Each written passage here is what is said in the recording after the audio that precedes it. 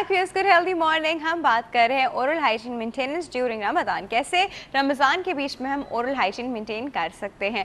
अच्छा डॉक्टर साहब, एक बात मुझे बताइए, देयर आर मल्टीपल प्रोसेसेस जो रोज़े के बीच में लोग कराते हुए थोड़े से घबरा रहे होते हैं, राइट? जैसे उसमें आती है दांतों की सफाई, स्केलिंग, ठीक है, फिलिंग, रूट कनाल्स। तो कौन कौन से चीज़ें जो हैं बगैर किसी इंट्रूजन के, हमारे रोज़े के इंटरफेरेंस के, हम लोग करवा सकते हैं ड्यूरिंग रमज़ान? ये क्लियर करना बहुत ज़रूरी है। बिल्कुल बिल्कुल। और ये हम लोगों के यानी जो जो प्रैक्टिस करते हैं तो डेफिनेटली उनके साथ ये बड़ा प्रॉब्लम आता है, ठीक है।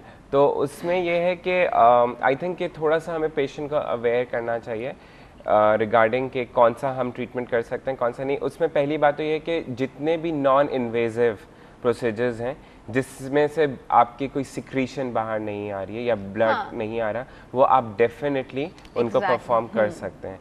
अगर हम मिसाल अगर हम दें कि नॉन इन्वेजिव प्रोसीजर्स से हमारी क्या मुराद है, नॉन इन्वेजिव प्रोसीजर्स वो हैं जिसमें आप यानी मोस्ट कॉमन जो सिक्रीशन है दैट इज़ ब्लड, वो बाहर नहीं आ रही है। यानी कि आप ठीक है दांत नहीं निकाल सकते, ठीक है, लेकिन फिलिंग्स आप बिल्कुल कर सकते हैं, ठीक है। स्केलिंग का ये है कि अगर बहुत आपको डीपली उसको स्केलिंग करना है या क्योरेट की तरफ जाना है, या आपको लग रहा है कि गम्स इतने इन्फ्लेम्ड हैं कि अगर आप उनको टच करेंगे तो ब्लीड करेंगे, तो उसमें आपको थोड़ा सा पेशेंट को शायद अवेयर करना पड़ेगा, या तो वो रोज़ा स्किप करे या फिर आपको अफ्तार के बाद जो है उसको टाइम देना पड़ेगा जिसमें हम उसका वो ट्रीटमेंट को हम फॉलो कर सकें।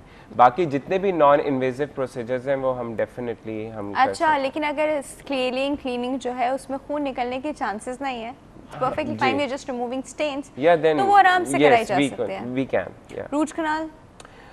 अच्छा, रूट कनाल में अगेन उसमें थोड़ा सा ये है कि अगर आपको लगता है कि वो ऊज आउट करेगा, ये तो अक्सर खुलने के बाद पता चलता तो इसलिए आई विल रिकमेंड कि अगर रूट कैनाल्स हैं तो आप अफ्तार के बाद ही उनको crown and bridge definitely we can go for crown and bridge.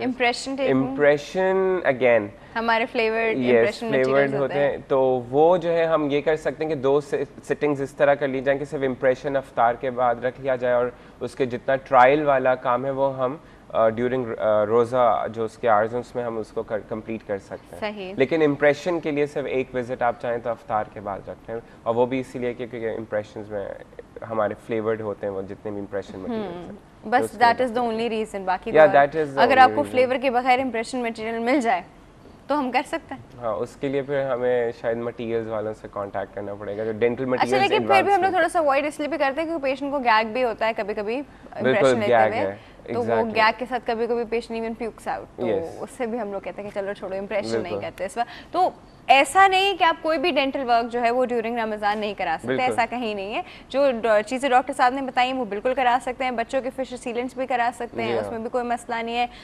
हिलता हुआ दांत निकाले जैसे ब्लीडिंग के चांसेस नहीं होते, बिल्कुल वो भी आप निकाल सकते हैं। लेकिन अगेन एनेस्थीसिया लगा सकते हैं।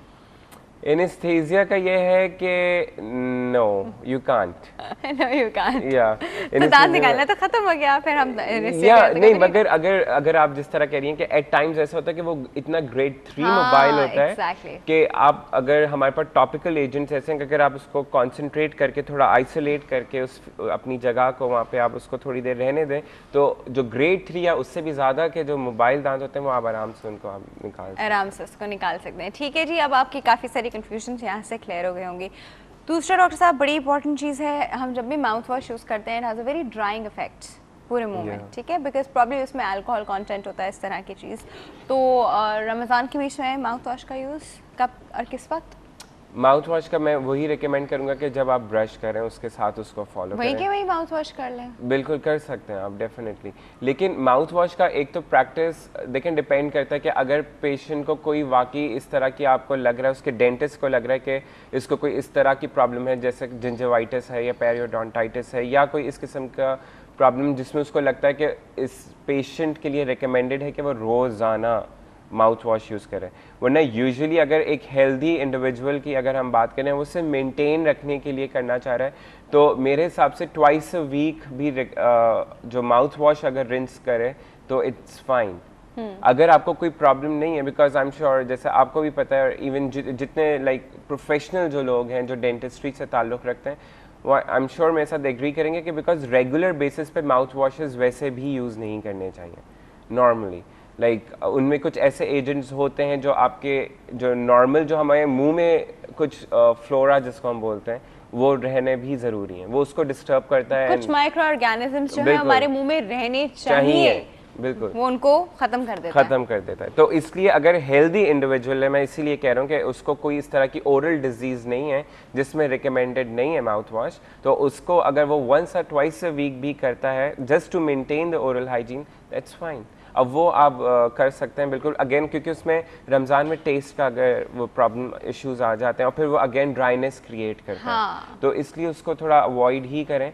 लेकिन अगर इंडिकेटेड है तो वो आप ऑब्वियसली जब आप ब्रश करें तो उसके बाद आप 30 सेकेंड्स मिनिमम उसको रोटेट करें और आप उसको रिंस कर दीजिए। अच्छा, रमज़ान में एक और इशू भी ये भी होता है कि सिंस मुंह काफ़ी ड्राई रहता है तो जो कैविटी वहाँ बन रही होती है, शुरू हुई हुई होती है, वो ज़रा तेज़ी से फैलती है। जी हाँ, उसके लिए कोई सोल्यूशन हो सकता है? उसके लिए कोई तरीका हो सकता है या प्री रमज़ान चेकअप्स कुछ इस तरह के?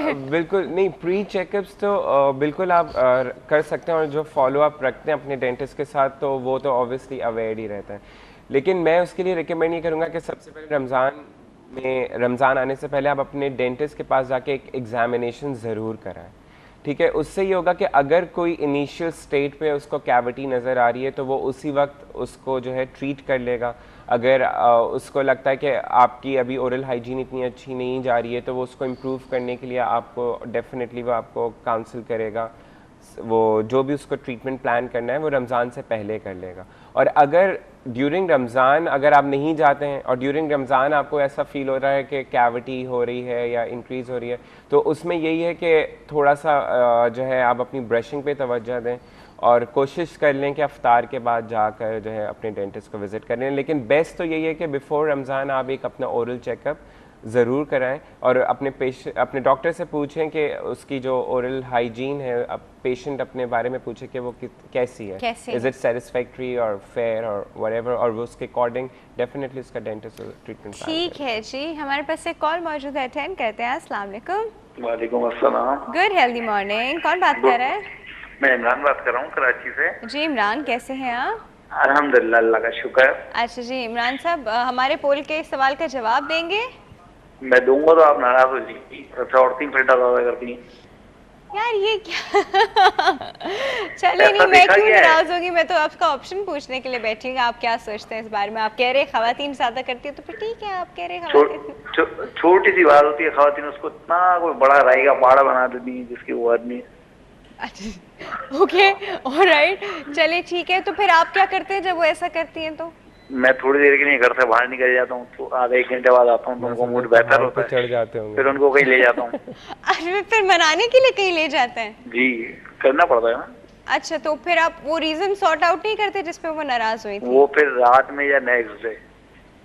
नेक्स्ट डे जी, तो जिसकी गलती होती है वो एक्सेप्ट कर लेता है, ठीक है मेरी गलती है। अरे अल्लाह। अच्छा, वैसे ये चीज हर जगह एप्लीकेबल नहीं हो सकती, लेकिन अप्रोच अच्छी है, हो सकती है अगर करना चाहें तो। ठीक है। अच्छा, कुछ डेंटल सेगमेंट चल रहा है, कुछ पूछना चाहेंगे? जी, मेरे दादा असल में मैं पान बहुत खाता था, तो मेरे दांतों पे बहुत सारे निशान हैं, तो मैं ये पूछना चाह रहा हूँ कि उसकी क्या ट्रीटमेंट होगी? क्या वो बिल्कुल वाइट हो जाएंगे पहले की तरह? बिल्कुल वाइट हो जाएंगे? चले जी, अभी डॉक्टर साहब बता पहले वाइट थे, जैसे पहले वाइट थे ना, अब कदर आ रही है ना आपको, और खाएं पान। असल में आपको प्रोग्राम देख देख के मैंने छोड़ दिया। क्या बात है, क्या बात है, थैंक यू सो मच, एक अच्छा काम तो हुआ। अब हम आपको बता दें कि इन दांतों को दोबारा वाइट कैसे कर सकते हैं, ठीक है? ठीक है जी, थैंक यू वेरी मच। अच्छा, thank you so much for your call. Doctor साहब, बिल्कुल बहुत ही कॉमन इशू है जी, बिल्कुल। अच्छा, इसका जवाब देने से पहले सबसे पहले तो मैं आपके व्यूअर्स से रिक्वेस्ट करूंगा कि प्लीज़ ये जो आप लोग होम रेमेडीज़ करते हैं, मैं किसी का नाम नहीं लेना चाहता, मैं अक्सर देखता हूँ अपने क्लिनिक पे भी या कहीं के चैनल चल रहे हैं, लोग खुद से बता रहे होते हैं वहाँ पे, या इस तरह आपस में लोग बात कर रहे होते हैं कि तुम घर में ये चीज़ें यूज़ कर लो और जो है ना उससे जो है तुम्हारे दांत वाइट हो जाएंगे।